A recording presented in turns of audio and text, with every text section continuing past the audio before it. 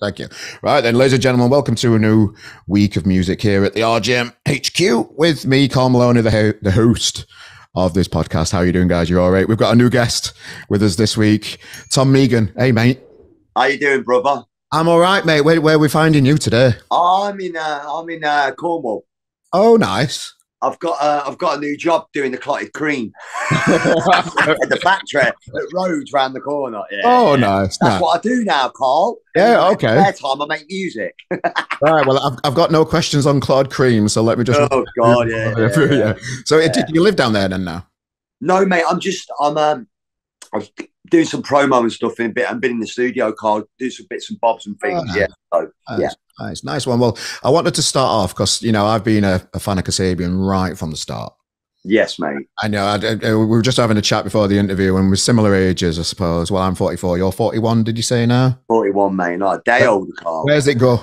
Yeah, it's gone. It just kind of goes so fast, doesn't it, really? When you're young and the people say, you're only young once. Well, it's true, isn't it? But listen, that's the thing. Time, it just flies, doesn't it? And you got to live every moment you can, Carl. That's what I'm trying to do more now, is just live in the moment, because time seems to go that fast. I know when you're a kid, time it means different to you, and it works differently in your brain time when you're a kid. But when you get older, you need to live in this moment and just enjoy where we are sometimes, don't we? And slow down a bit. Yeah, of course, Carl. Of course, pal. Like anything in life. Well, I know you're a Leicester boy and that kind of stuff. What was it like, going right back to the start, even before the band? What was it like for you as a kid growing up economically and everything else in Leicester? What were it like for you? Growing up in Leicester now, before the band, Carl, and that, just very working class, family, went to school, Sky School, as you do. Thought I was the man. Yeah. Signing in the morning and go out the field the other way. Yeah. I put all my exam results down the drain. Okay. Yeah, there you are. Oh, you couldn't find them. So. Well, they're not essential these days, are they? Particularly for creative people that think about things a different way and don't want to work in an office. They want to express themselves in different ways. It's difficult for kids, I suppose, even at school, to be able to show different skills than just maths, English, and all the other stuff that people have to do these days. Of course, Carl. Like, listen, the kids get tracked nowadays. I'd have been tracked if I was a kid now, so that'd have been a nightmare. so in fact, how lucky I was in the 90s, wasn't I? Yeah. So yeah. Well, so like a young kid, how did you start like realizing that you've got this voice inside you? Well, you know what, Carl? From a very early age, when I was a little boy, about this big, right. I was I had this thing I had to perform, I had to sing. Yeah. I used to mimic Michael Jackson. I used to put his concerts on and mimic the whole concert for like 2.5 hours on video. My mum would go, wow. When I was really young. I did that. I had plasters on my finger. Did you? I did all that shit. Yeah, I had Michael Jackson posters on my wall.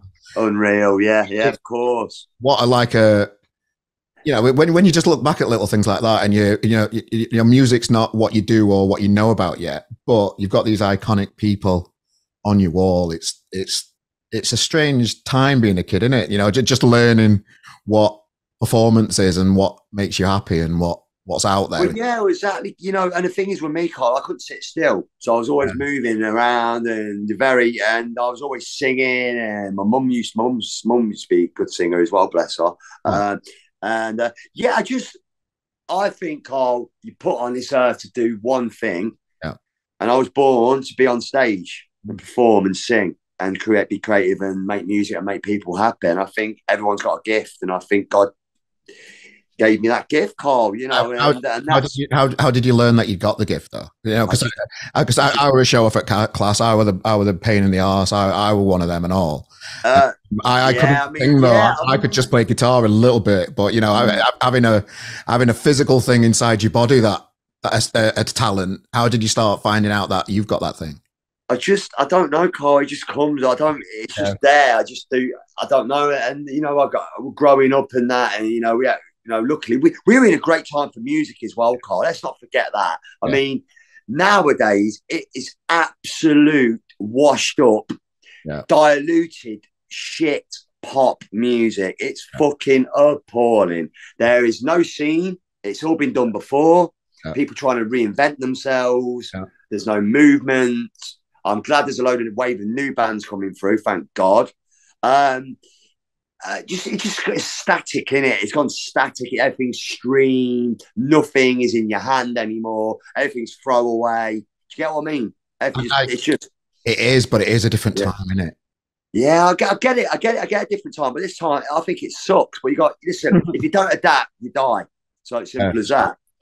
Sure. So I just don't think people appreciate things anymore. It's disposable. I think that's what's happened with humans as well on a level, because it's just, again, everything's just throwaway.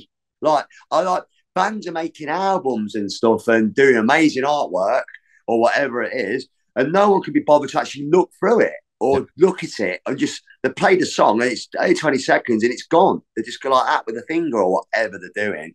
I just think it's I mean, of course, it's a revolution in the music industry, isn't it? Streaming and stuff, and I know vinyl's made a comeback in that, but it's kind of soulless, Carl. Do you know what I mean? It's all on social media. How many ticks have I got? There's no fucking real stars anymore. Yeah. When you see a star, when you were younger, you were like, wow, that's a star. Now it's just anybody. Anyone's famous, isn't it? Now it's in their own world, Carl. Do you get me? So I think that's everything's accessible. It's too accessible, Carl. It's too. I mean, a lot of people agree. Maybe some people may not agree with me, but that's what I think. But Carl, so divisive this world, isn't it? You're either right or you're wrong. There's nothing in the middle between right and wrong. Yeah, it's fucking unreal, this world. It really is. But we grew up with manners. I did anyway, certainly in my house, manners and respect, and we didn't have a lot, Carl. But manners doesn't cost a lot, So. Right. I had Zach from the Skinner Brothers on the podcast the other week. Yeah, man. Did you see that whole thing that went on Twitter at all? Do you get involved with like? Nah, I don't. Again, Carl, I don't. It's not really my world. If I was allowed a Twitter account, then it would be different. But I don't think I'm allowed one, Carl. Just in case of the repercussions. But Twitter's a vile fucking platform. For it's fucking awful. It was basically saying that there's not many like personalities out there, and it is. No, there isn't, and I agree. And I agree with him. I completely agree with Carl. He's spot on what he says. There's no personalities. It's just so dull, isn't it? Right? It's just, I completely agree with him. And they're great, by the way. The Skinner Brothers are great, by the way, Carl. Yeah, but I'm always looking for personalities, and they are out there, but they're just there's a different vibe about them. The more, I don't know. I'm trying. What am I trying to say? No one's dangerous though, Carl. Is there? No one's dangerous, is there? But definitely nobody's dangerous. But is that the record industry telling everybody to, don't step out of line, and you can't have a career being a bit edgy? Could that be part of it? Yeah, of course it is. Of course it is, Carl. We know that shit. Well, and I know that. Yeah. Oh God, it's unreal. Really, paper mache music, mate. That's what it is. Well, paper mache. Some of them think being edgy is wearing a leather jacket and standing against. Yeah, fucking wearing a skirt on stage. You know what I mean? That's dead edgy, isn't it? You know what I'm saying? Fucking the Manic Street Preachers were doing it in the fucking 80s, mate. Yeah. It's nothing like it makes me laugh. But I love the Manic Street Preachers, by the way. Yeah. What I was going to say, it's been done before, Carl. And it's just very paper mache. There's nothing solid about it. It's just throwaway. Like it's the same fucking artist in the top 20 every fucking week, churn out another fucking whatever it is, same song. Throw it out there, stream it. It's made up in 5 minutes, Carl. I saw a thing, and I don't know if it was, I can't remember where it was, but somebody says that nobody's known what's been in the top 20 for 20 years. Nobody knows. Yeah, Carl, you know what, Carl? I don't even look at the top 20. No, it's not even my fucking it's not even my world, Carl, or your world. Why would you be interested in that fucking paper mache music? No chance. You know, so it's a definitely a different world to, particularly when I first experienced Kasabian, and I didn't buy a ticket to Kasabian when I went to this gig. I'm from Sheffield originally, and I've got a mate called Mike Hughes that were in a band called Trap 2 at the time. Yes, Mike. Mike Hughes. Yeah, he was a singer, weren't he? He was, yeah. And I used to call him Michael Owen, Carl. He looked like Michael Owen. Honestly, I swear to God, we called him Owen. I called him Owen. Well, I love their band, and they were supporting a band called Kasabian at the Leadmill at that time, and that's the first time I saw you live, and had the first live Kasabian experience. That must have been a good. I don't know when did you start playing like gigs?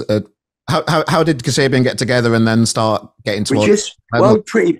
It just just like any other like young lads getting together and getting guitars. Obviously, the 90s was inspirational because we had all this amazing music. And I met Serge. I knew Serge at school for a few years, for a long time actually, and stuff. And we formed a group and we rehearsed religiously. We were dedicated. We loved it. We thought we were rock stars. We knew we were going to be rock stars. We had a feeling we'd prove everyone wrong, and it fucking happened. And do you know what? The amazing thing about it, Carl, is which I love.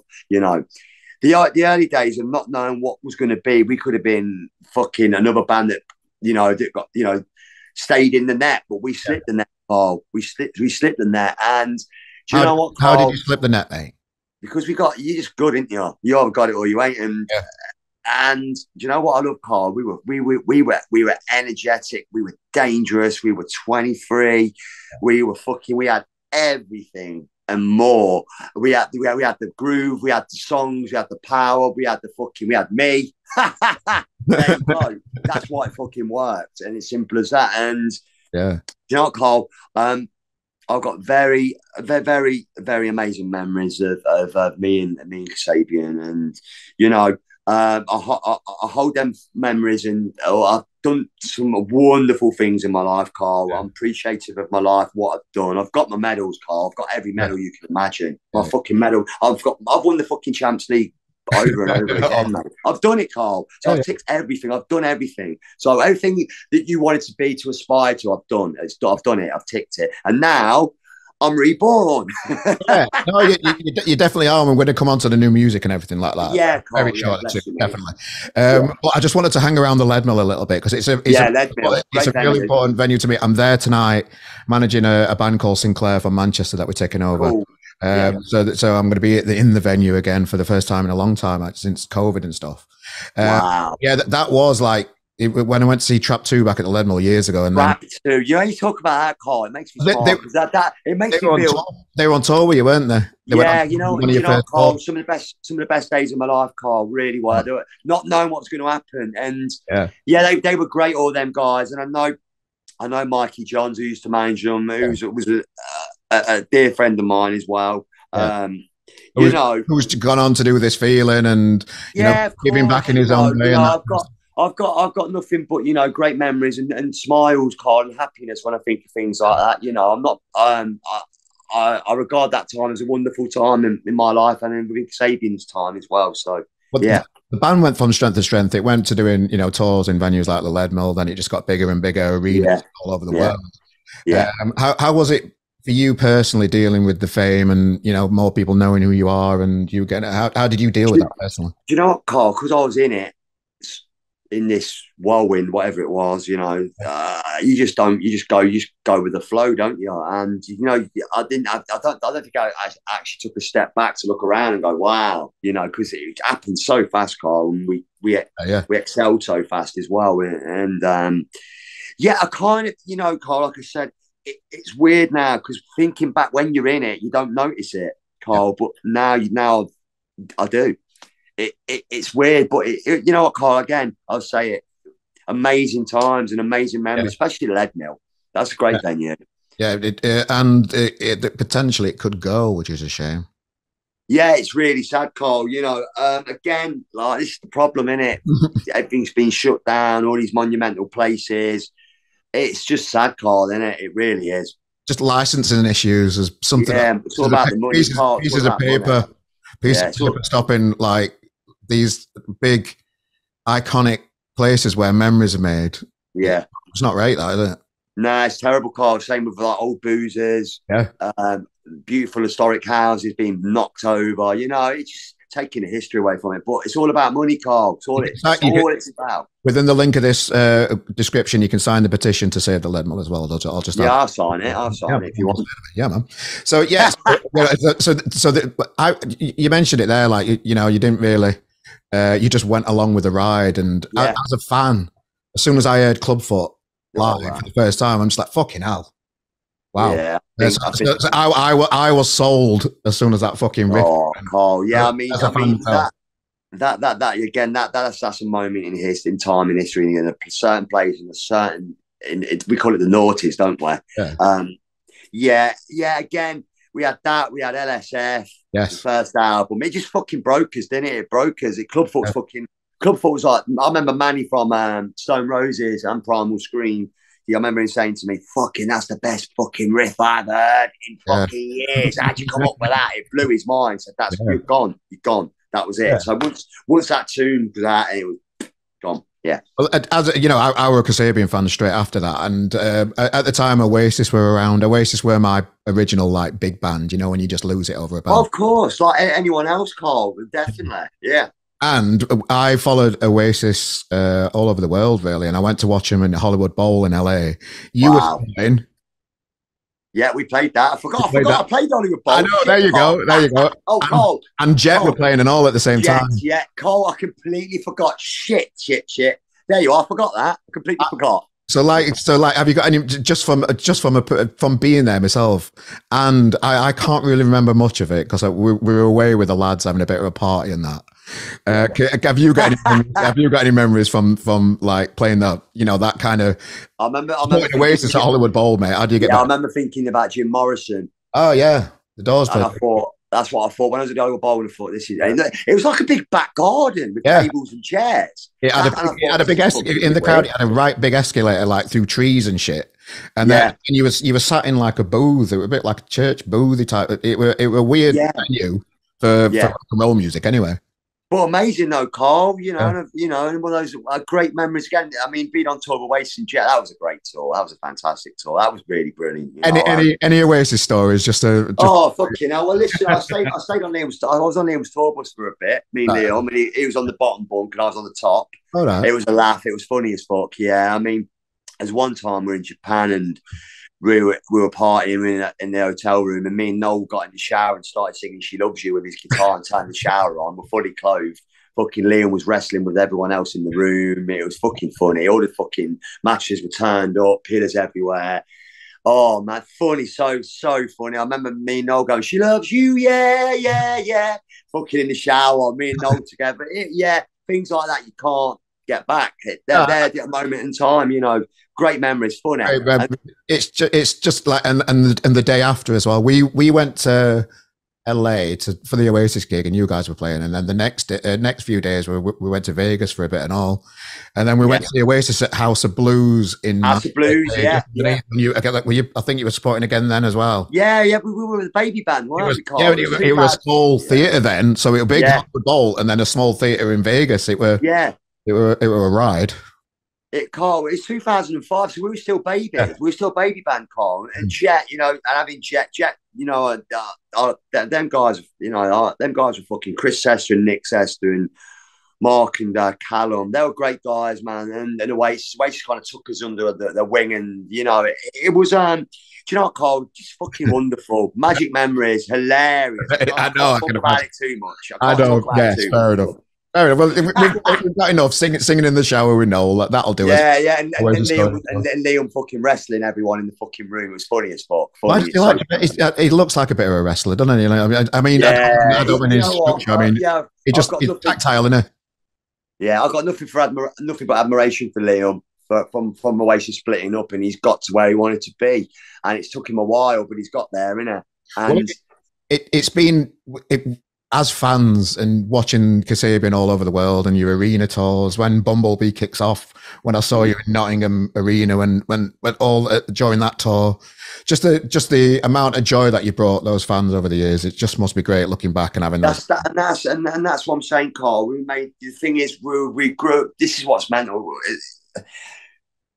People grew up with us, grown with us, and their children, they've grown with us, Carl. We've been around for, well, I was, when I was in Kasabian, we were going for a long time, and we had generations growing up with us, and it's wonderful. And now the kids are adults now and grown up, you know. And it just rings true when you said you were in the bubble. We were in the bubble as fans along for the ride as well, because we were kind of all as fans up to no good and all going to a Kasabian gig. You know, you can have a good time, can't you? Yeah, it's fantastic. I mean, we were just. It was just the energy, wasn't it? We were so energetic on stage, and the power and the music, and everyone was just like a party on stage, wasn't it? That's what it was. And we haven't having much sleep at all. And me and my mate Stricker.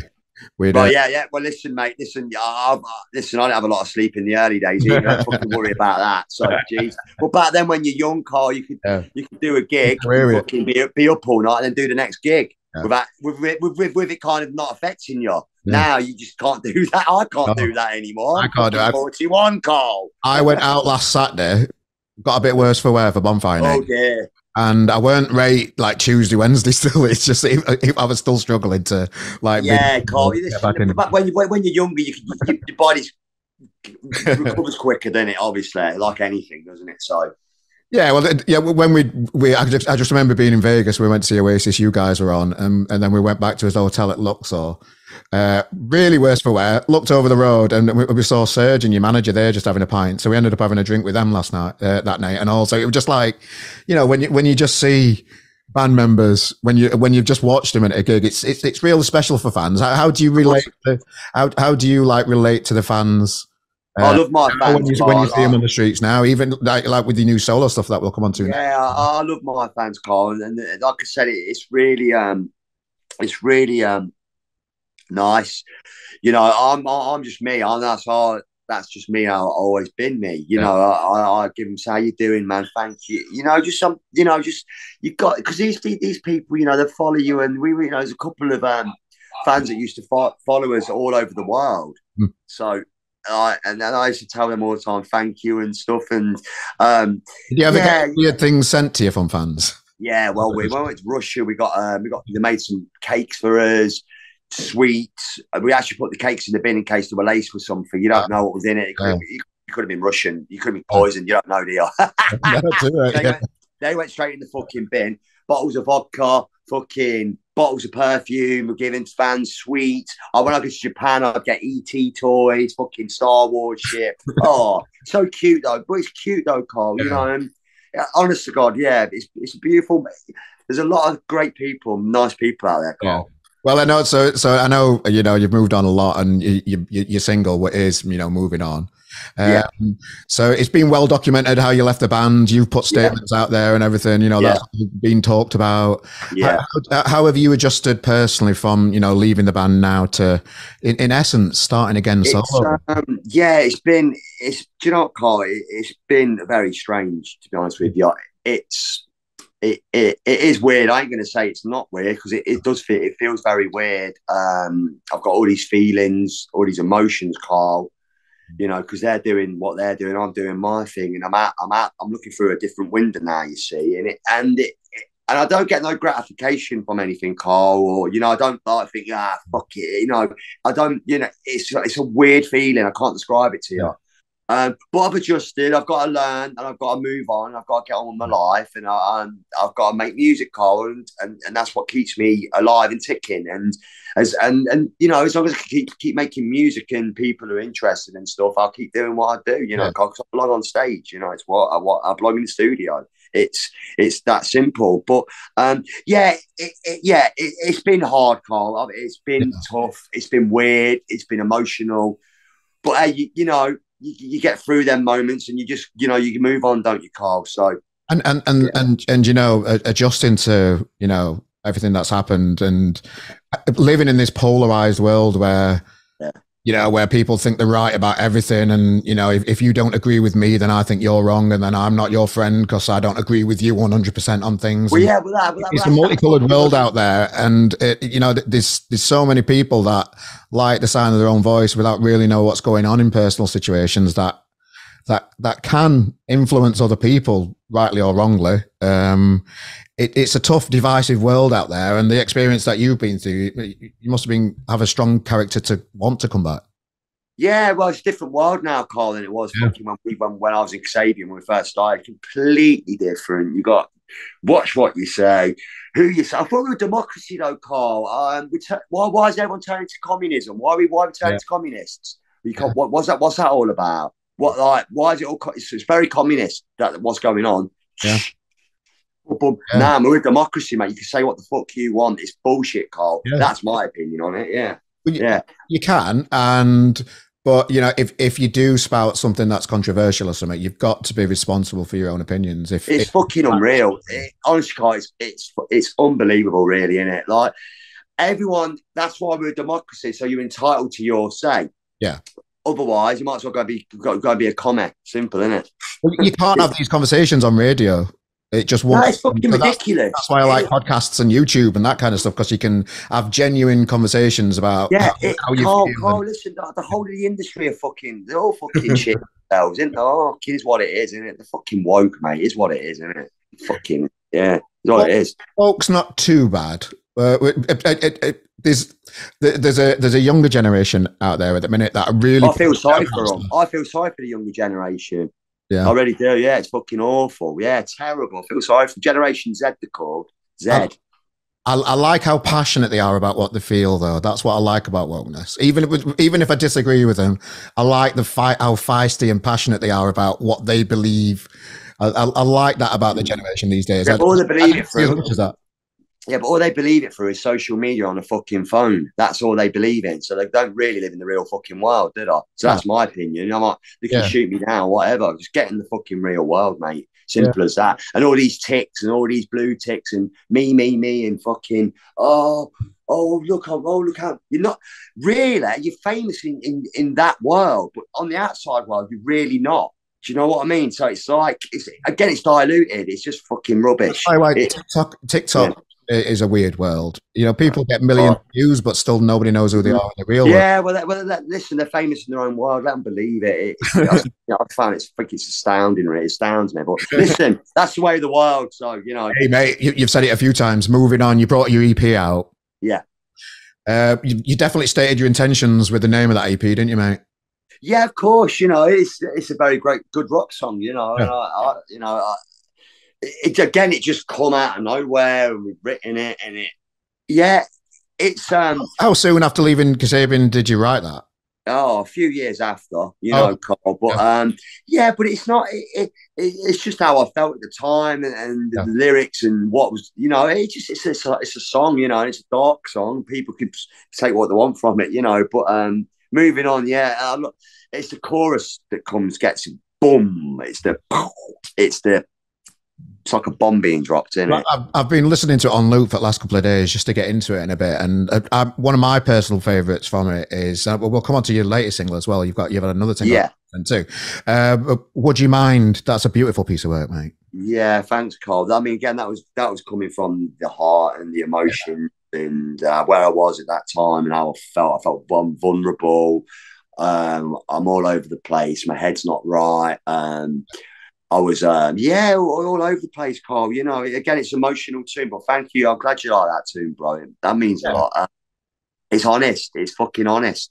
It's not prog rock. It's not prog rocky. It ain't 10 minutes of bullshit wanking each other off. Going, oh, this is so cool. Look how cool this is. Oh, this effect's cool. That effect's cool. Oh yeah, man. It is what it is. So yeah. And out of this world in it as well. That's a great rock song, man. Yeah, that's the kind of tune that your voice was made for, weren't it? That one. Yeah. That's what I listened to when I listened to that. I thought a perfect voice for that kind of music.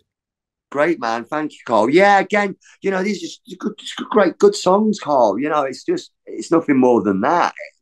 It has to strike at you and have a meaning, But they are, when you lay them down, they're just good rock songs, great fucking rock songs to sing, So there's going to be a link in this podcast to the music. Your latest single, Shout It Out, again and again. You give me back that feeling. Yeah, that was an accident. That was. Go on, talk us through that. Well, I just went into the studio and for some reason, I went again. You give me back that feeling on the mic, and we had it on record. I had the guitar and we're playing it, and we went, whoa, we've got it. We've got it. We've got it. thank you, Tom. I said, what do you mean? Is that it? He went, we've got it. We've got it. Oh, that was a take for the song. That was like the original, like, was that the take? That was the take. Yeah, we kept it. So, again, again, it just happened again. Sorry about it. Sorry about that. Well, that's what I thought. You know, like I just wondered what it were in relation to again. You know, you've got that feeling back. Is that playing live again? Is it making? Yeah, give me back that feeling. I feel I've got a feeling coming in me again. I'm growing. Yeah. That's what it's about. Yeah. So live music. Are you anything planned to see Tom on tour? Who, me? Myself? Yeah. Oh, what am I going to do on this tour? So I'm going Glasgow. Not been Glasgow for a while. I've got your city, Sheffield, nice. Which will be great. And I've got 2 Leicester shows, and then we're going to do Christmas, New Year, and then next year we have plans to release a debut solo album. Carl, probably around. I'm not sure when. I can't give you a date, but it's going to be early next year, maybe March or April. I'm not sure yet, Carl, but we've got a lot of planning to do and stuff, and make sure, you know, I want to make sure his record's right and stuff, and it's got just enough songs on it, and you know, so yeah, I mean, I've been working on this for a good year and a half, Carl. The album and stuff. You seem really prolific with your stuff, mate. You seem really prolific. Yeah. You seem like you're working hard at it, aren't you? You can tell. Yeah, Carl. You know, it's just what I wanted to do. I've always wanted to write songs and be creative and do my thing. And unfortunately, Kasabian and I weren't given that option. You know, so listen, I'm on my own now. I can do what I want. I've got a fucking great band. I've got a great management. I've got a great wife. I've got my daughters. I've got Mimi. I've got Taya, Alana, Kyra. I've got my mum and dad. I've got my mates. I'm fucking listen. I'm all right, mate. I've got a good network of people that have got my back, you know. And I can start again, Carl. I'm 41. I'm not that old, you know. No. Well, I don't. Well, you're smashing the tunes out, and they're not too far away from like Kasabian types. Well, they are, but they're going to be like Kasabian because I was Kasabian, Carl. You know, so it fucking is what it is. I was Kasabian, so they're going to be very similar. It wasn't a dig. It was just like it was. It's what I wanted, really. Yeah, Carl. Listen, I know why I dig, brother. No, they're good, Carl, because I was Kasabian. That's what that's what I'm going to be. I was a part of. I am Kasabian, right? And that's going to sound like that. So it is what it is. So how did you get like the music vibe in your solo stuff to be quite? I wouldn't say it's Kasabian near. It's definitely rock and roll. How did you like build a band around you to have that spirit? If you get me, that kind of. Well, there's a guy called Meighan who's in a great band called Infidels I keep saying the noughties in the 2000s. Yeah.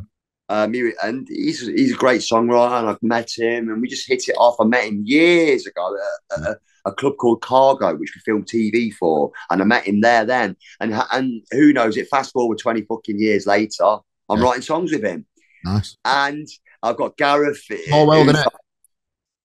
Sorry? It's a small world, isn't it? It is a small. You can't go anywhere, can you? It's a fucking nightmare. And then I got Gaz, who's a technical guy. He puts the songs together and stuff, and helps create the music and the words. And I've got the ideas, and I've got a great band. I've got Brody, who's a great guitarist, lead guitar. I've got Chris Hayden, who's an amazing guitarist, and I've got Ella, this rock chick with blonde hair. She's fucking cool as fuck. Nice. We're a little gang. We're a fucking great little rock and roll band. So, you know, I like it anyway. I'm excited about the next chapter in your life, mate. Yeah, me too, Carl. Me too, Carl. Because you know, snakes shed new skin. I've got to shed my skin, and you know, Carl, I'm learning every day. You know, I am. You don't stop learning when you get to 40, do you? No, of course you don't, Carl. You realise, well, for me personally, you realise like. You know, I don't know what I'm trying to say. I'm more aware now of how I can be a better person than what I ever have been. It's just age that I think, experience. Exactly, Carl. You know, I'm appreciative of my life and that. It's been hard, Carl. Don't get me wrong. You know, I've had a lot of shit going down with me and stuff, and a lot of things going on, and I've contained myself all right, actually, Carl. I've done all right. I've got through the dark side, and I'm coming out the other end as a Jedi Knight now, not a Sith Lord. Well, I can't. I'm looking forward to this album. Thank you, Carl. Is it written yet, or is it just like on its way? It's nearly done, Carl. It's not far off finish. So, you know, I can't wait for it to come out and that, Carl. And yeah, it's going to be an emotional return. Yeah. I can't wait. I can't wait to get it out there and play. And get me back out where I belong, Carl, which is on stage. You know, yeah, mate, well, I can't wait to see you live myself again and just hear those fucking riffs and just hear that fucking voice that I'm listening, mate. I'd really enjoy it. That's where it's at, Carl. Carl, man, you're a good guy, you are, brother. Bless you. Thank you.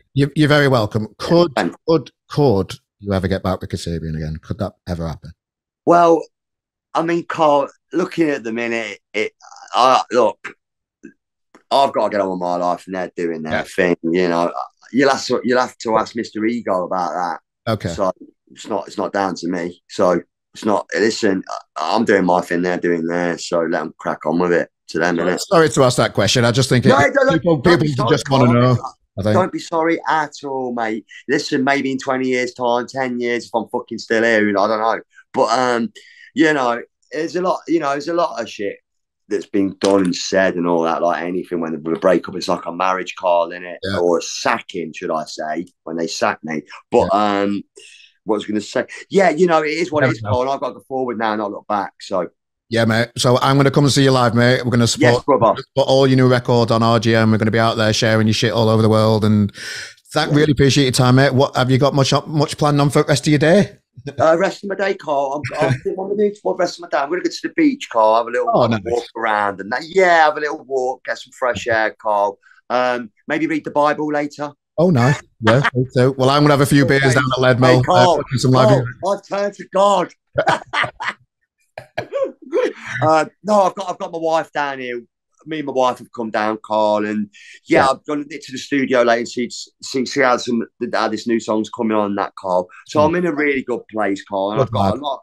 And I just want to say, anyone that's watching this, or thank you for your support, and I really appreciate it, and thank you.